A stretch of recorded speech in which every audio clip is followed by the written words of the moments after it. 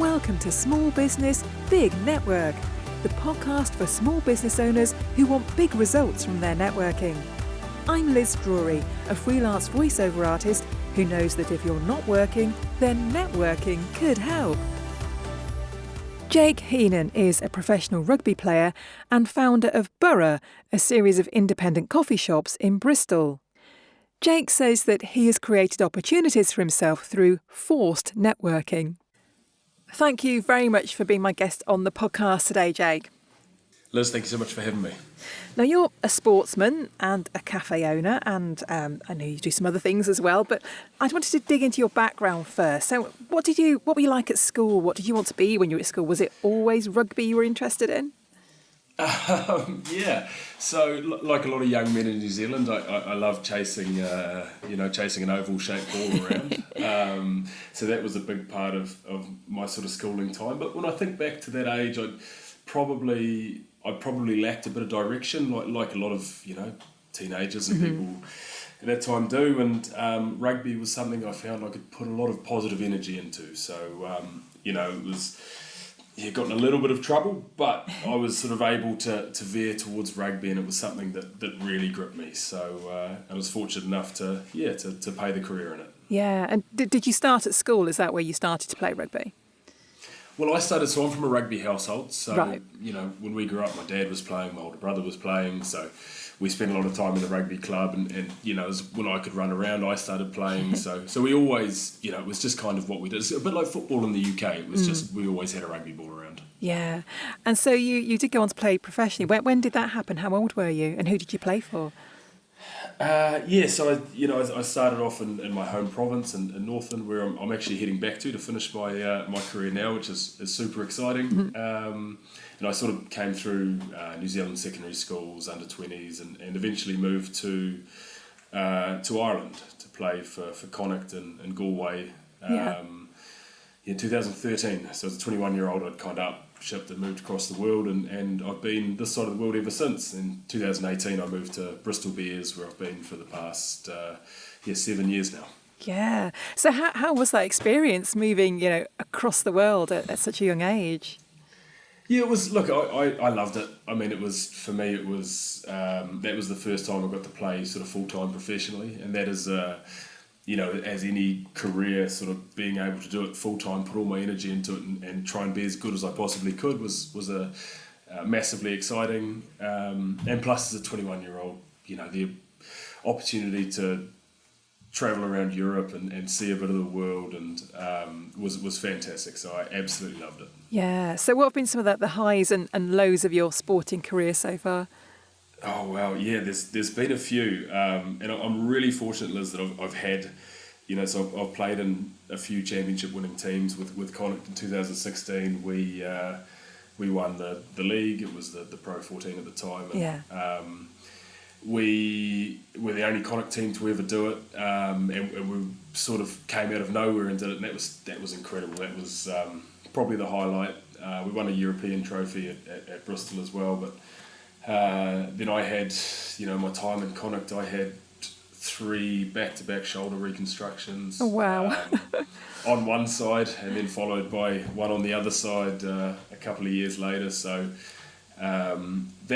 that time where I didn't know if my body would allow me to continue to play, that was a really great sort of, very self-reflective time to sort of look at what I was doing and what my options were potentially outside of the game. Yeah. So I know you're still playing rugby, but you also run a business. So how did that come about? Yeah, so it was something that I'd always wanted to do. I sort of fell in love with coffee and hospitality through my years playing. Something I thought I would do after rugby when I had more time, and I read a great book from Michael Gerber called The E-Myth, and it's about why small businesses fail. And as I was reading it, there were so many things that correlated to my time playing professional rugby. Yeah. Things such as building a business, not a job. It needs to be structured. You need to raise the level of individuals so they can step in for one another, and the team has to be greater than the sum of its parts, and all these kinds of things that I knew really well. So So I sent my colleague a text and said, "Do you want to open a cafe?" And he said yes, and that was literally about it. So what's the name of your business and where is it? So the cafe's called Burra. There's 3 of them in Bristol. We opened at the back end of COVID, and it's been challenging. Hospitality is a very challenging industry, but it's very people centric, and I think that's why I love it. I love the challenge of building a culture internally, but also the opportunity to create a profitable, viable business while adding so much good to the community. So it's quite tough on one hand, but really enjoyable on the other. Yeah, and how has it grown since those early days? Yeah, so we started off with one site, and we'd never sort of intended to grow, but we'd sort of found some success, and we sort of built our team now to around 35 people with 3 sites. The 3rd site, which is open in March, is sort of getting busier and busier. So when I look at growth, I think we've expanded, not crazily, but we've expanded slightly. But I think growth in terms of where some of the team are now, and some of the guys who started this journey with us, and how well they're leading the team now, and how well they drive our culture. And when I think of growth, what makes me really proud is the way our team have grown, and we've got these young individuals who are now really equipped with leadership and management skills, and how well they can drive things. Yeah. So describe your cafe or cafes for me. What's the vibe? What's it like if I went there? I'd love to. So they're Antipodean cafe, so we're trying to emulate that New Zealand, Australian sort of brunch cafe. Mm-hmm. Coffee it's a Honduras, it's a darker roast from a local roastery extract, cuts really well with milk, so that really typical flat white. Mm-hmm. We do a bit of batch brew and a bit of filter as well, but then we're very heavily kitchen focused as well, so sort of light, fresh foods with quite sort of subtle, delicate flavours. You don't want anything too overpowering for the coffee, but lots of avocado, and we use a bit of sopressata and whipped feta and ricottas and those kind of things, with brunch dishes to sort of elevate that brunch offering. Yeah, and what's the most popular thing on your menu? The feta and eggs, I think that's kind of been a staple since early on. So we sort of the three of our specialty dishes, with the sort of feta and eggs, which is a saltier take on it, the ricotta and eggs, which is a bit sweeter, and then sopressata and eggs, which is spreadable chorizo. But the same thing with poached eggs and some sourdough, a bit of pickled veg, and the food looks and tastes beautiful. Make me hungry now. So what do you think it is that's made your cafes as successful as they are? Look, I think there are lots of things. I think one of them is just that constant search for growth. We're always looking to be better in whatever area it is, whether that's our facilities, our product, our service, where we sort of like to reflect on what we've done well, what we can do better, and then sort of move forward in that direction. I think that's really important. Yeah. We're very value driven, so we have our values which are really important to us. And so whether we have our systems, our structures, whatever we do, I feel can all, they can all change and they can all pivot where they need to, but our values have to stay the same in who we want to be. And then the third thing I think is our people. I think finding good people, learning from good people. Bristol's got a fantastic hospitality community, where people are willing to give advice and lend ideas and work together to help everyone succeed. So those would probably be the 3 I would take. Yeah. Now, you said a bit ago that opening a cafe was something that you've been thinking about doing for a while. So how is the reality versus your expectations? Yeah, it was. You got kicked around a little bit early, which was, tough. I think it's quite a fine margin business, which is, so you need to get things right. To be honest, when I reflect on my time, I think we went into it knowing we didn't know everything. Yeah. And I think that was kind of what saved us. When I look back, we didn't nail it from day one. And to be honest, I think we do a really good job, and I'm still certain we can do things better. So I think that's kind of always been the thing that saved us, is that while, whenever we had these issues, when we had, our kitchen offering, we really wanted to drive, we wanted to be excellent.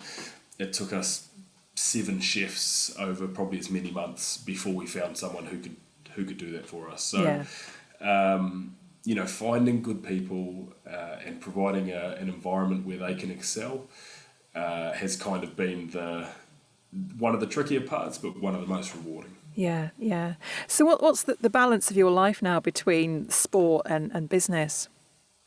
Yeah, so that was probably one of the big realities, particularly, going into this with my wife, and she worked the first 64 days in a row. I would come home from training and all I'd want to talk about was this cafe, and she'd hate me for it. So finding that work-life balance, we've got a 2-year-old now, so it is difficult, and as anyone who knows, whether they're super ambitious in their career or they've started businesses, it does take a lot of work, and particularly finding where you'll get the most reward for your work as well.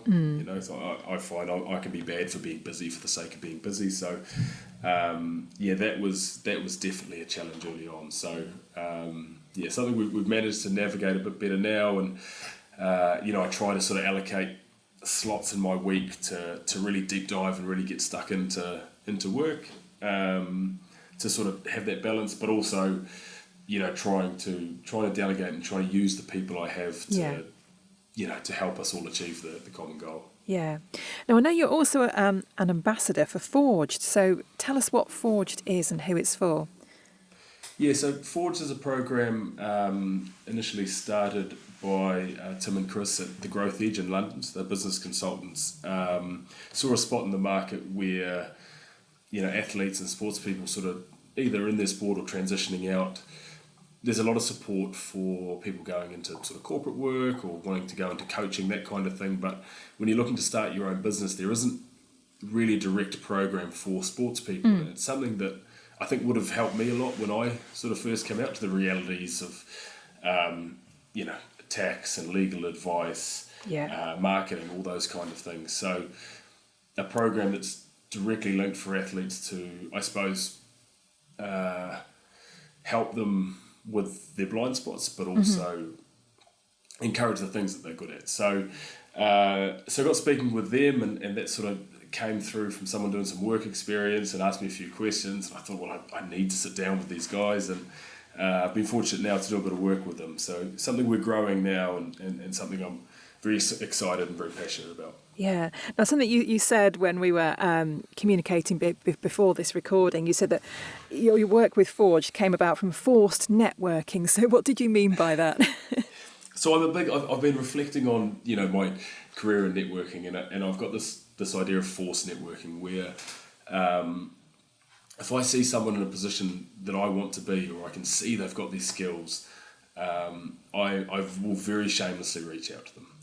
And if I know someone who knows them, I'll go through them. And if I have to kind of try and knock down the front door, I'll do that too. So in this instance, these are, people who are doing something that creating a program for a world that I've existed in for the past 4 years. So I thought this is perfect. I've got a lot to offer here, but there's also a lot I can learn. So I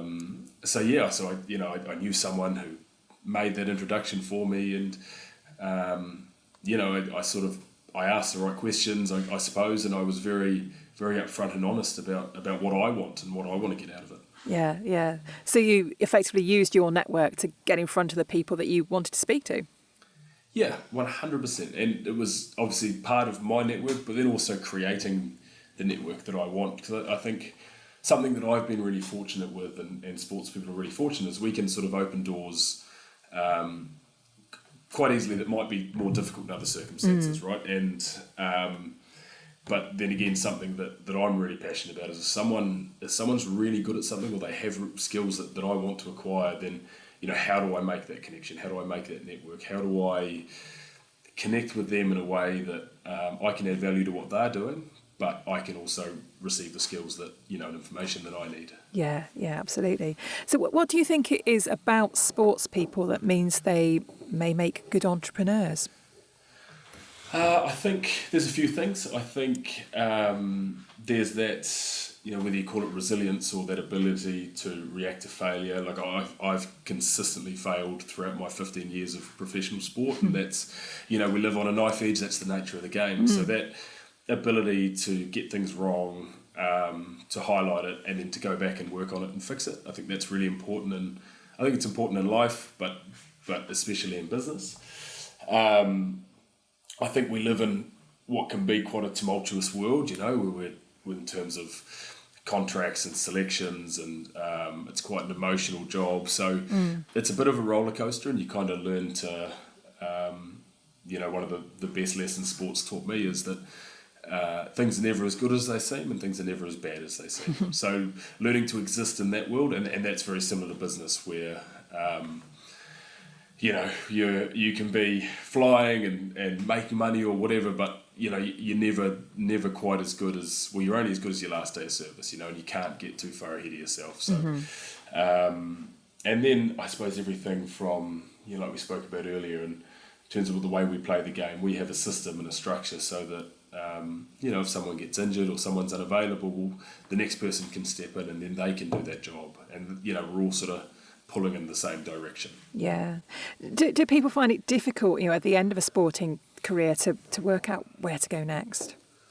Massively. I think it's quite a big issue. I think it's I understand the difficulty in it, and particularly when you're in sport and when you're young. There are thousands and thousands of people sort of vying. It's a very tight funnel vying for that same job, so you have to put a lot of time and energy into it. So that kind of consumes a lot of your time and your energy.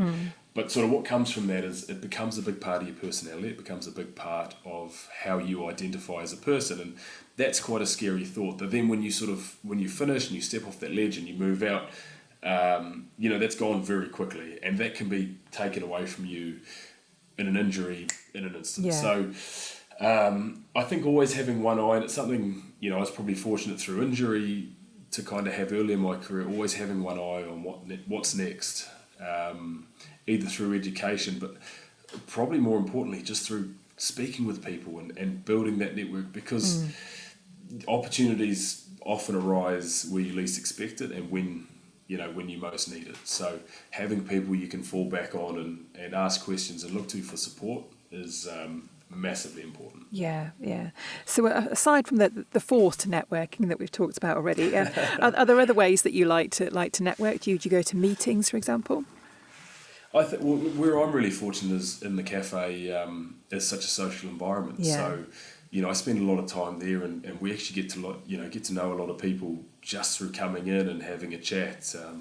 One of our regular customers, he ended up helping us draw up the lease for our second site, and it was just through talking to him. He actually dropped me off a book the other day as well.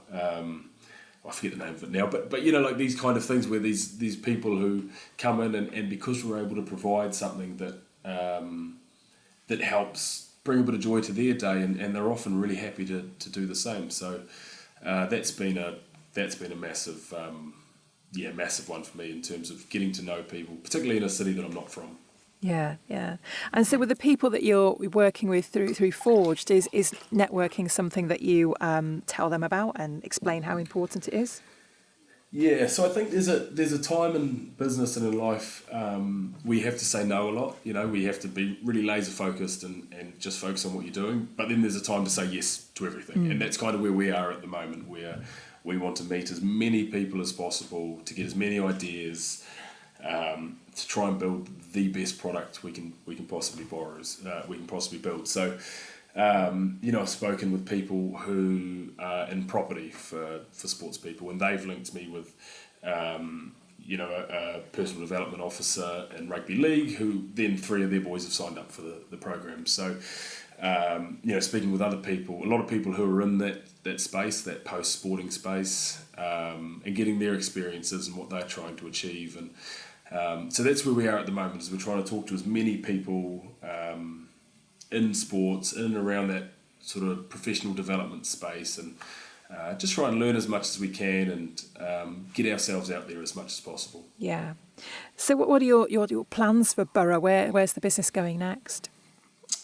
It's so we're heading back to New Zealand for 6 months. So I'm heading back to my home province where sort of rugby first started for me. I'm going to finish, going to play a season out there, which is really exciting. So Burra's in a stage now where, I think we've built a team over the past 4 years, and I'm really excited to kind of hand them the reins and let them run it for the next 6 months. Yeah. And I mean, they more or less run it day to day anyway, but with us sort of having less geographical support. So that's really exciting. I think we will definitely have some road bumps, but I think we'll be a more robust business for it. Yeah.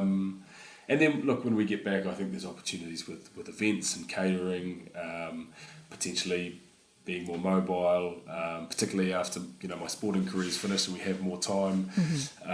There's a lot of exciting stuff we can kind of explore and where we want to take the business. Yeah. Well, best of luck with it all. So my final question then, Jake, if people want to connect with you and make you part of their network, what's the best place for them to find you? So you can find Burra Bristol at Burra Bristol on Instagram or burrabristol.co.uk. Forwards, if you're interested in the sporting network and business program for athletes, that's forwardsinsport.com. And you can find me on LinkedIn, Instagram at Jake Heenan. Lovely. Well, thank you very much for being my guest. And best of luck with the next rugby season. Liz, thank you so much. Thanks for listening to Small Business, Big Network.